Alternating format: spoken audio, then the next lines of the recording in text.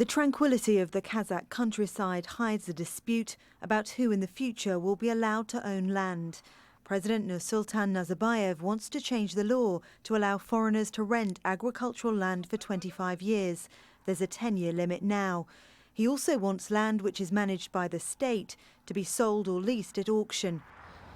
Protesters like Marzan Aspandiarova say Chinese investors will buy up the land.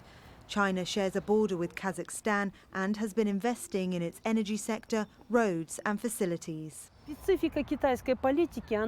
Chinese government policy to actively populate countries. It's already happened in the West. It's crazy to think it won't happen in Kazakhstan. The Chinese conquest is happening right now. It's biological, economic and environmental. In May, protests against land reform started in the western city of Atyrau and spread to 6 cities across the country. Dissent isn't tolerated in Kazakhstan and public criticism of the government is rare. Human Rights Watch said hundreds of protesters were arrested, including journalists. After the protests, Nazarbayev announced a year-long moratorium on land reform and set up a commission to review land policy. But protesters say they don't trust the government. The Land Commission doesn't include civil leaders or activists opposed to land reform. It's made up of representatives from mayoral offices and other bodies linked to the government. It's propaganda.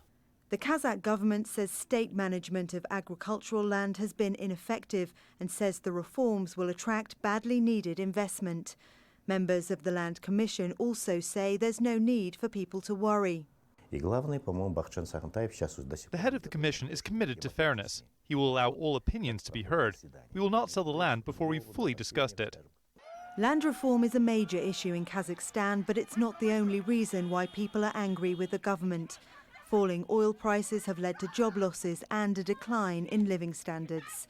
The land reforms were to be introduced in July. The delay is a partial victory for protesters, but they worry that in a year's time Nazarbayev will drive through the reforms despite their objections. Victoria Gatenby, Al Jazeera.